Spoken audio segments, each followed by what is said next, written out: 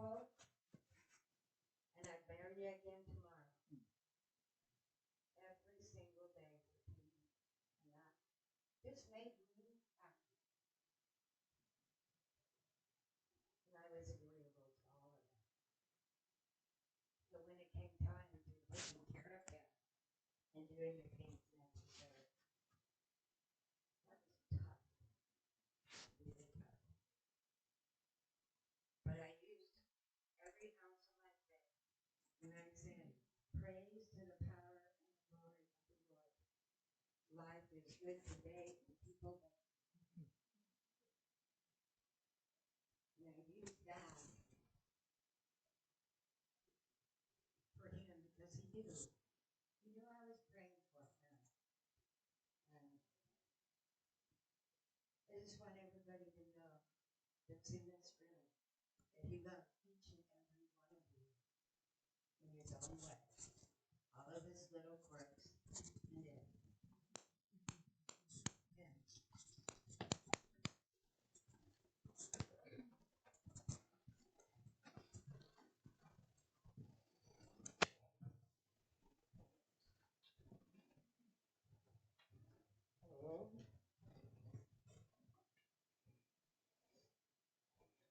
Not good speaking in front of people. Met Steve when I was just a kid, and we always went catfishing. Any type of fishing, trout, catfish, didn't matter. Him and my dad were good friends, and then things happen with parents. But I remember him calling me and saying, "Hey, can I marry your mom?" I'm like, "Why are you asking me this?" I was like, "Of course, we're already family. I grew up with him. He was already part of the family, so it was just right." But for him to call and ask me about that, that was pretty powerful.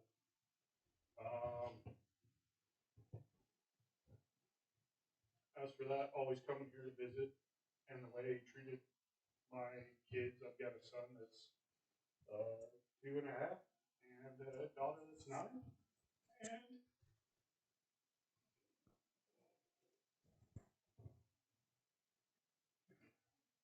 they're gonna miss him. He was always joking around and playing around with them, and it was always a good time. We always came over to visit Depot Bay, and we always keep coming back.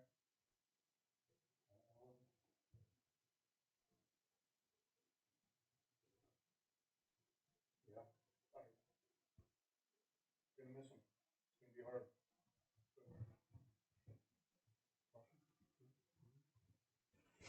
Anybody else? Thank you.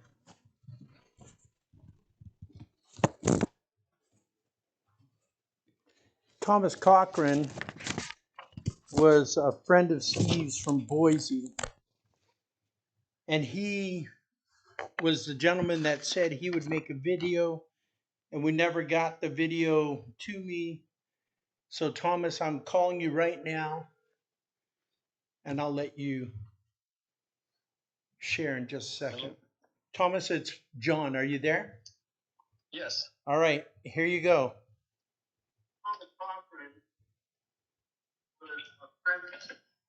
Yep. Thomas, you got to mute yours. Okay.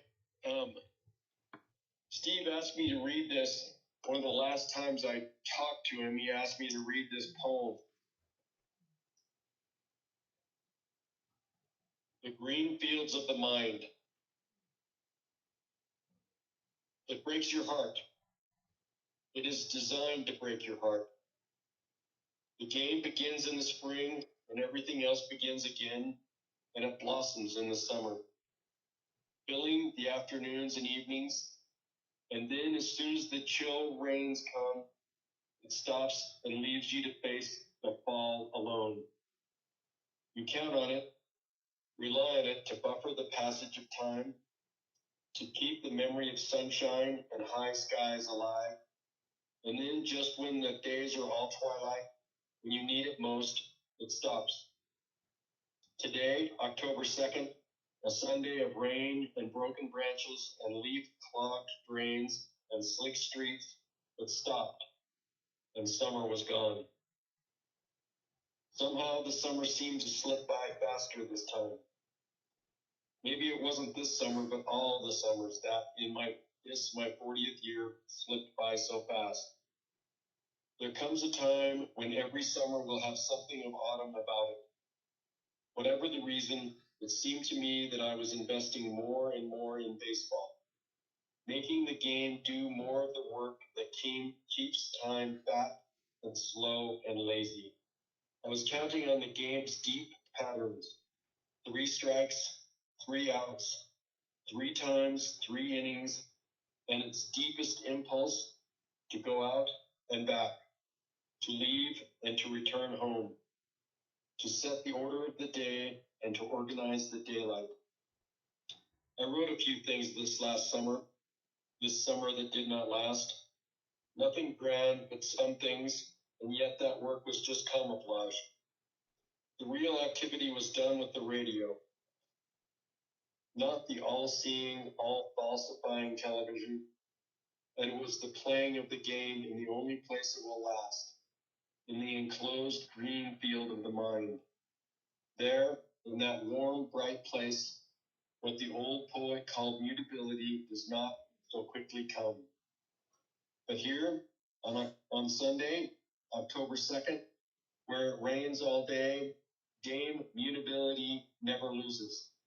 She was in the crowd at Fenway yesterday, a gray day full of bluster and contradiction, when the Red Sox came up in the last of the ninth, trailing Baltimore 8-5, while the Yankees, rain delayed against Detroit, only needing to win one or have Boston lose one to win it all, sat in New York washing down cold cups with beer and watching the Boston game. Boston had won 2, the Yankees had lost 2, and suddenly it seemed that the whole season might go to the last day or beyond. Except here was Boston losing 8-5, while New York sat in its family room and put its feet up. Lynn, both ankles hurting now as they had in July, hits a single down the right field line. The crowd stirs. It is on its feet. Hobson, third baseman, former Bear Bryant quarterback, strong, quiet, over 100 RBIs, goes for 3 breaking balls and is out. The goddess smiles and encourages her agent, a canny journeyman named Nelson Briles. Now comes a pitch hitter, Bernie Carbo, one-time Rookie of the Year, erratic, quick, a shade too handsome, so laid back he is always in his soul, stretched out in the tall grass, one arm under his head, watching the clouds, and laughing. Now he looks over some low stuff, unworthy of him, and then, uncoiling, sends one out, straight on a rising line, over the center field wall. No cheap Fenway shot, but all of it. The physics as elegant as the arc the ball describes. New England is on its feet, roaring. Summer will not pass. Roaring, they recall the evening late and cold in 1975, the 6th game of the World Series, perhaps the greatest baseball game played in the last 50 years, when Carbo, loose and easy, had uncoiled to tie the game that Fisk would win. It is 8-7, 1 out, and school will never start. Rain will never come. Sun will warm the back of your neck forever. Now Bailey, picked up from the National League recently, big arms, heavy gut, experienced, new to the league and the club. He fouls off 2 and then, checking, tentative, a big man off balance, he pops a soft liner to the first baseman. It is suddenly darker and later, and the announcer doing the game coast to coast a New Yorker who works for a New York television station, sounds relieved. This little world, well lit, hot combed, split second time, had no capacity to absorb this much pretty, grainy, contrary reality. Cox swings a bat, stretches his long arms, bends his back, the rookie from Pawtucket, who broke in 2 weeks earlier with a record 6 straight hits. The kid drafted ahead of Fred Lynn, rangy, smooth, cool. The count runs 2-2. Bryles is cagey, nothing too good, and Cox swings the ball beginning toward the mound and then, in a jaunty, wayward dance, skipping past Bryles, feinting to the right, skimming the last of the grass, finding the dirt, moving now like some small, purposeful marine creature, negotiating the deep, green, easily avoiding the jagged rock of second base, traveling steady and straight, now out into the dark, silent recesses of center field. The aisles are jammed. The place is on its feet. The wrappers, the programs, the Coke cups, peanut shells, the doctrines of an afternoon, the anxieties, the things that have to be done tomorrow, the regrets about yesterday, the accumulation of a summer, all forgotten, while hope, the anchor, bites and takes hold where a moment before it seemed we would be swept out with the tide. Rice is up. Rice, whom Aaron had said was the only one he'd seen with the ability to break his records. Rice, the best clutch hitter on the club, with the best slugging percentage in the league. Rice, so quick and strong he once checked his swing halfway through and snapped the bat in two. Rice, the hammer of God, sent to scourge the Yankees. The sound was overwhelming. Fathers pounded their sons on the back. Cars pulled off the road. Households froze. New England exulted in its blessedness and roared its thanks for all the good things, for Rice and for a summer stretching halfway through October. Bryles threw, Rice swung, and it was over. One pitch, a fly to center, and it stopped. Summer died in New England, and like rain sliding off a roof, the crowd slipped out of Fenway quickly, with only a steady murmur of concern for the drive ahead remaining of the roar. Mutability had turned the seasons and translated hope to memory once again. And once again, she had used baseball, our best invention to stay change, to bring change on. That is why it breaks my heart, that game. Not because in New York they could win because Boston lost. In that there is a rough justice and a reminder to the Yankees of how slight and fragile are the circumstances that exalt one group of human beings over another. It breaks my heart because it was meant to. Because it was meant to foster in me again the illusion that there was something abiding, some pattern and some impulse that could come together to make a reality that would resist the corrosion. And because after it had fostered again that most hungered for illusion, the game was meant to stop and betray precisely what it promised. Of course, there are those who learn after the first few times. They grow out of sports. And there are others who were born with the wisdom to know that nothing lasts. These are the truly tough among us, the ones who can live without illusion, without even the hope of illusion.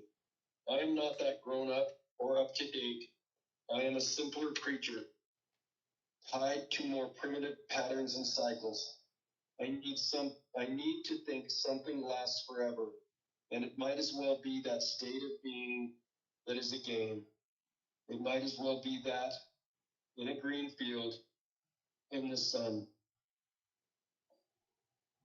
I love Steve. I'll miss him terribly. That's all. Thank you. Now would be an appropriate time if anyone has something you'd like to share.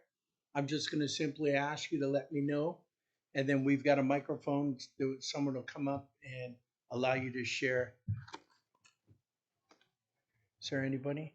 Kim?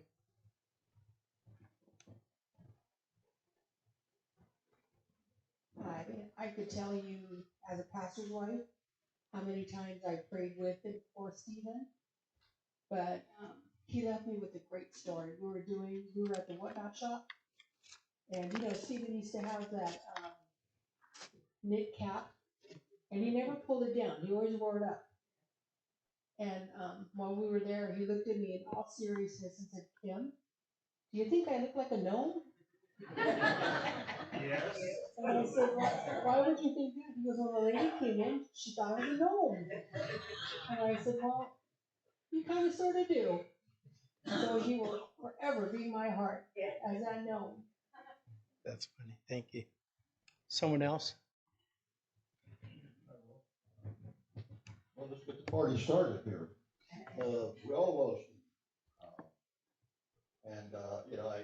I should have given out white handkerchiefs to everybody because if I get too long with it, you start waving your handkerchief. Well, I just probably started waving one already over there.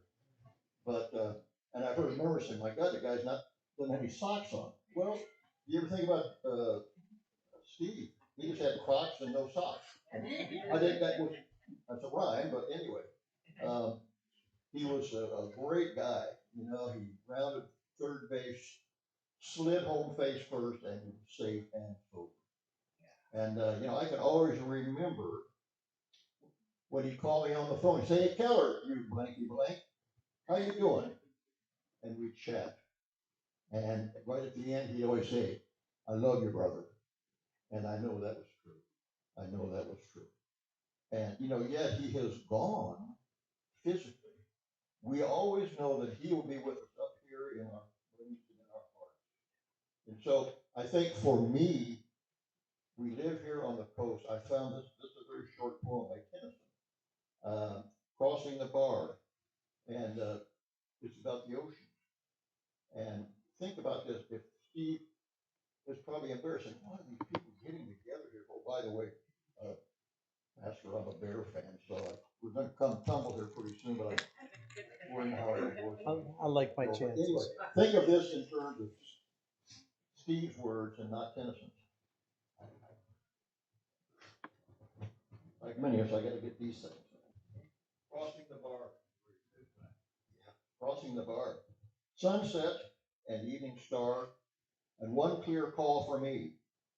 And may there be no moaning of the bar when I put out to sea.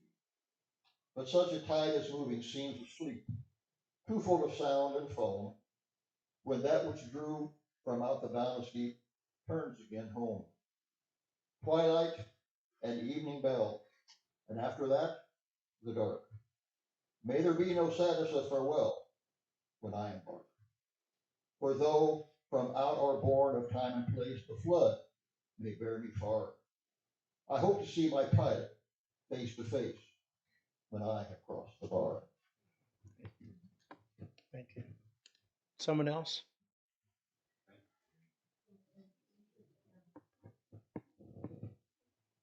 I met Steve at the food pantry when I was volunteering. And then he started coming to church, and he never missed a Sunday to come and scoot down and sit next to me and say, I came just to see your smiling face. He always had a kind word, and I just dearly love that man. I used to call him Michael, and he said, "Stephen." I said, "But you remind me of a Michael." And so I thought, okay, Stephen, I'm not going to call you Michael anymore.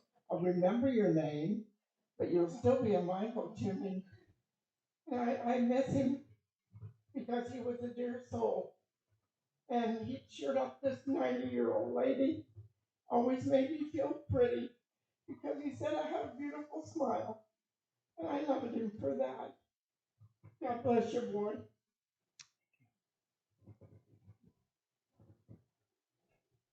Anyone else?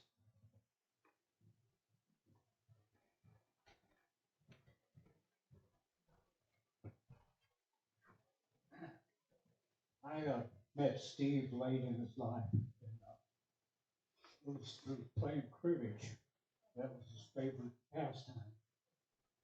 And over the years, we got to be really good friends. He was a champion cribbage player. He loved the game. He was always ready to play. And recently, I went up to his house. I knew he was ill, but I wanted to give him my best game. He beat me 8 out of 10 games. Oh, that's deep. Always ready to compete. He was a plus for our club, Lincoln City Cribbage Club. Yeah. And he always promoted the game. And hopefully, as soon as they reopen the facility here, the community center, I'm going to have a tournament in Steve's honor. Nice. And, Nice. I'm dearly going to miss this man. Thank you. Someone else.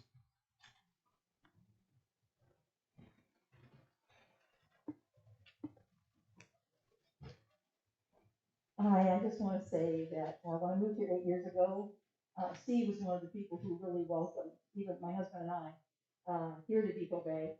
And he was always so much fun at all our meetings. And he would always make me laugh.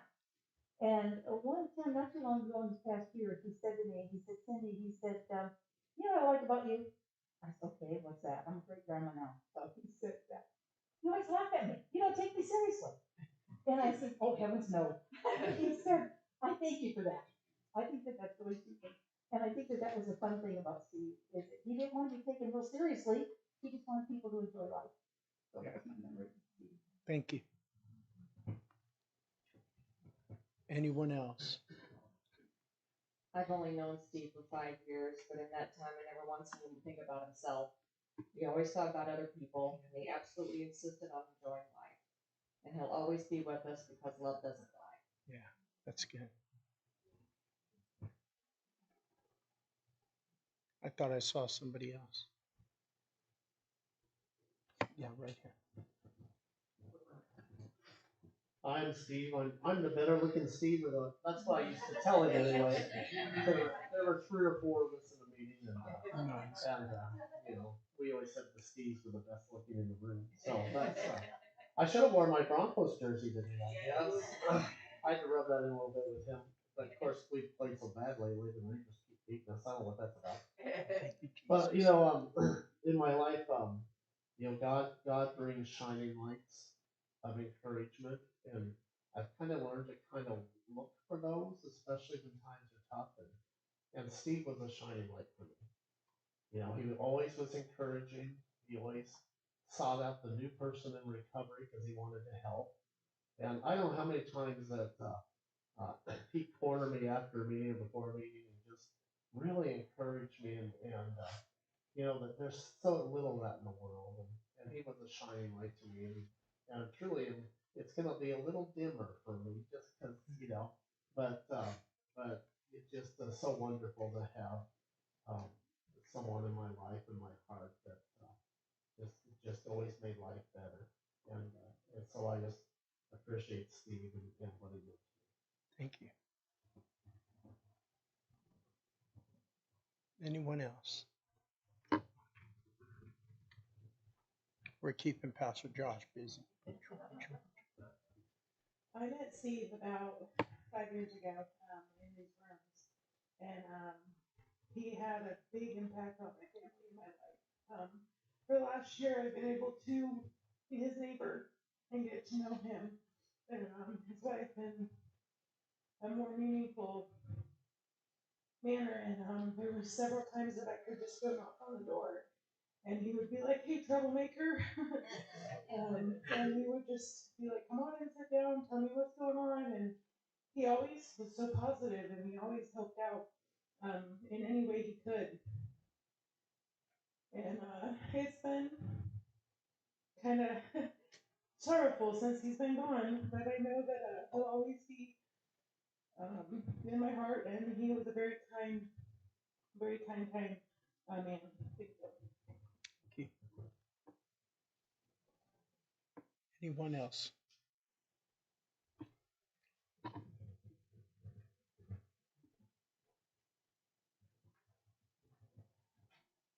I won't say much because I haven't known him as long as probably a lot of people in this room, but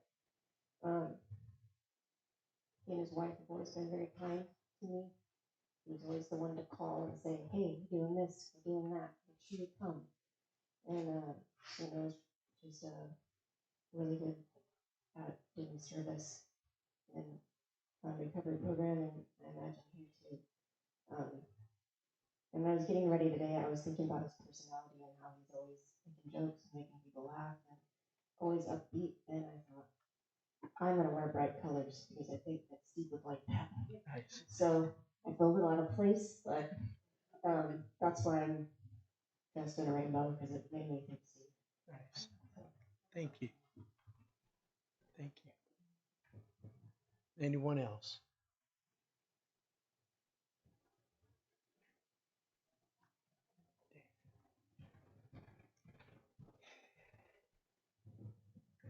Well, I got the privilege of talking to Steve twice in the last 3 weeks of his life.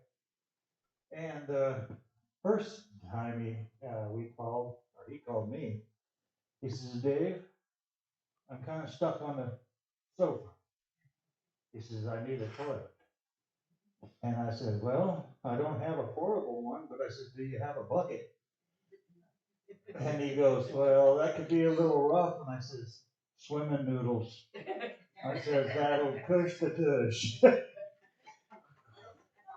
But the thing about the known, when I first met him the first time, I seen that and I went, "Oh my gosh, I want to travel." That little Travelocity guy, And he was a good guy.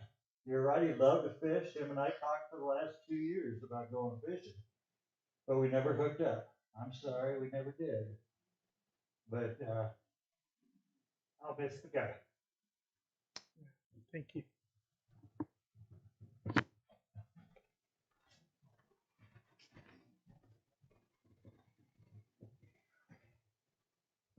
can certainly echo what everybody said. He's just a wonderful guy. He called me, and I haven't heard from him for a couple of days. How you doing? So the last couple of weeks of his life, actually, I was calling him and texting him back and forth. Just to go along with the gnome story, I got better. When I first met him and we were in recovery, I'm just a smart ass anyway. I said, if you were blue, you'd look like Papa Smurf. And he just thought that was great. So I've always called him Papa Smurf. Nice. And I'm really going to miss him.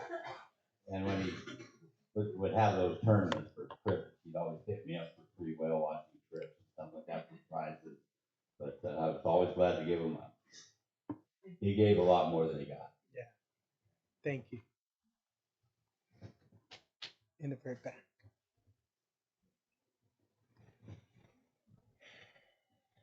Steve always called me Brat, and his last words to me before he went into the hospital this last time was, "Make that very important phone call you need to make," and I made it.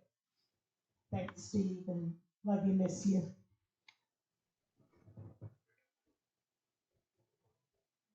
Anyone else? Thank you for sharing all of those stories. Many of you, as we've heard, have known Steve, some for a long time, some for a short time. Today we'll remember him as father, as a husband, as a grandfather, and as a friend. And I'd like you to think for just a minute. Most of us have been by cemeteries, and maybe some in mausoleums. We've seen the headstones and we've seen the memorial plaques where people are laid to rest. And I've often asked the question, what's the most important thing about that? Some would say it's the name. Some would say it's the year that they were born. Some would say it's the year that they died. But this afternoon, I'd like you to consider the fact that it's the dash that's in the middle. That dash for Steve represents what he did between 1957 and 2021. As we've heard today, Steve was a unique person. And I honestly thought I was the only one that thought he was a gnome. And yes, I say gnome because being Hawaiian, it's okay to say it that way. And he had an impact on so many different people along life's journey. I remember some of the talks that we used to have. Being Raider fans, I would say that our quarterback, Derek Carr, was going to get us to the Super Bowl. And he'd tell me to shut up, that we need to get rid of that car, get a different vehicle. At which time I'd tell him to shut up. And then we'd just laugh. And Steve never liked to venture from the coast. I remember one time we were driving together to go to Toledo for a men's breakfast. Steve looked at me and he says, you know, I'm kind of uncomfortable. I said, what's going on? He says, I'm getting too far from the ocean. I said, Steve, we're going to Toledo. For those of you that don't know, that's 6 miles. He says, just get me back to the water quick. And then after he ate, he goes, man, I'm so glad I had that breakfast. But so much of what you've shared this afternoon was all part of that dash. And I think like Claudia said just a moment ago, make that call. You know, if Steve could tell us anything from the other side of eternity, it would be that we have to make our dash matter now. When we're gone, we can't rewrite what our dash should look like. We have to write it now.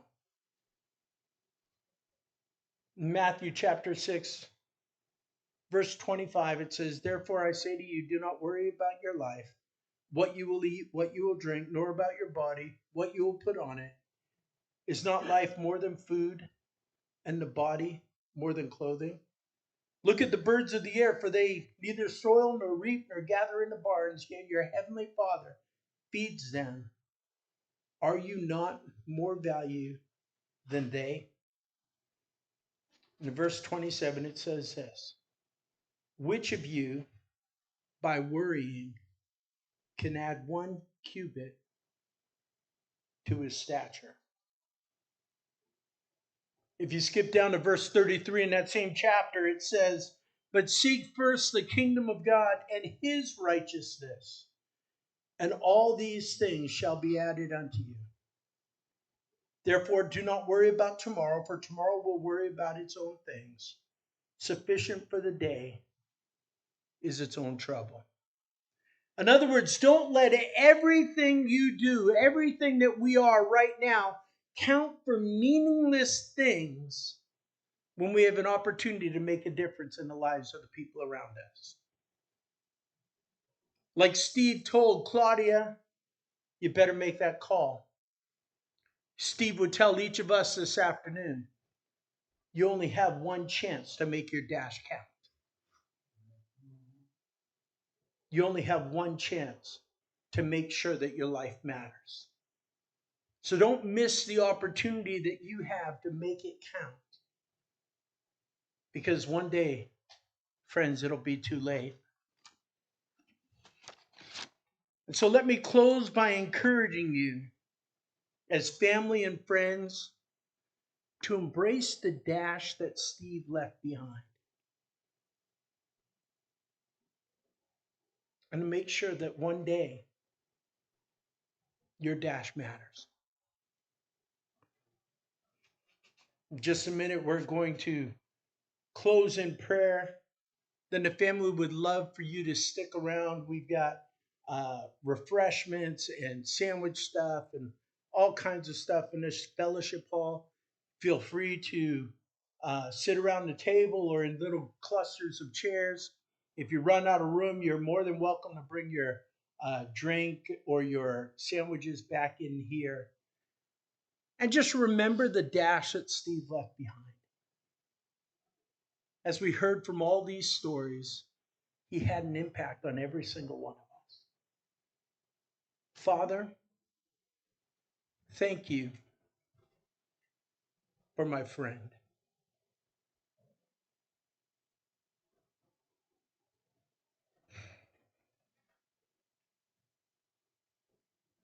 God, he wasn't a perfect man.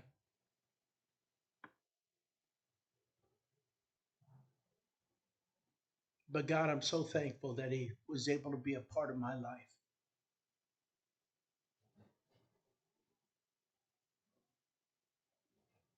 And Lord, like I mentioned a moment ago, I pray that my dash will matter, because I know that's what he would want for me and for everyone within the sound of my voice.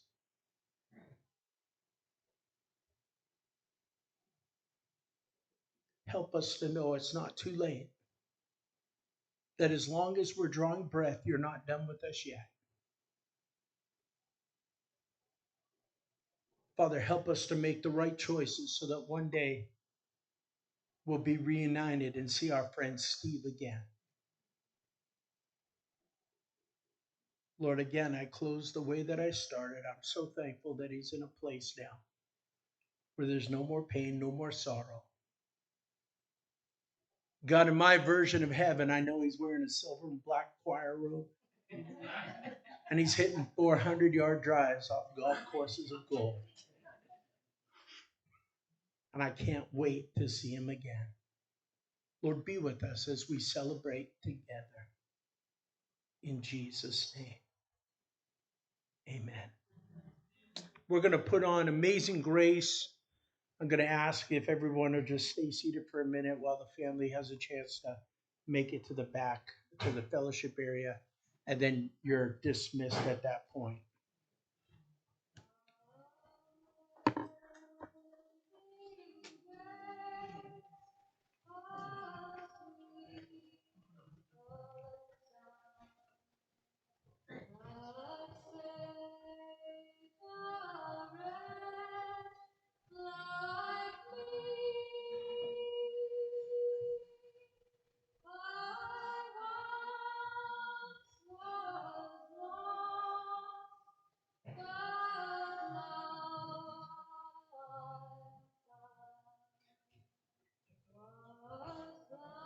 You may be dismissed.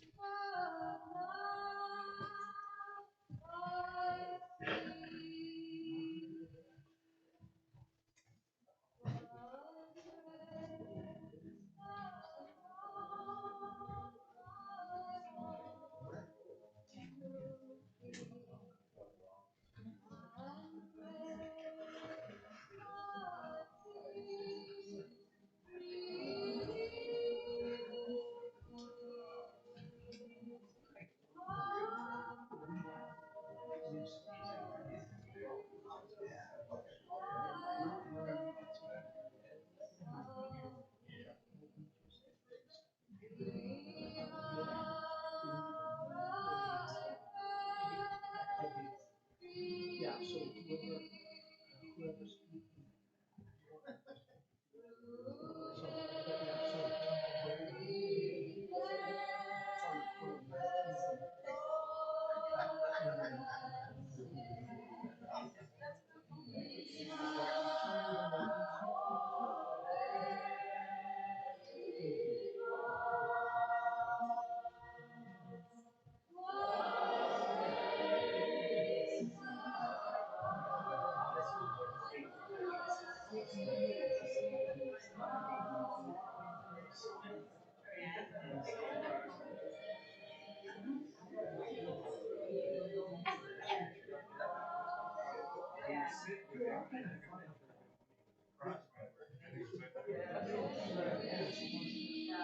So,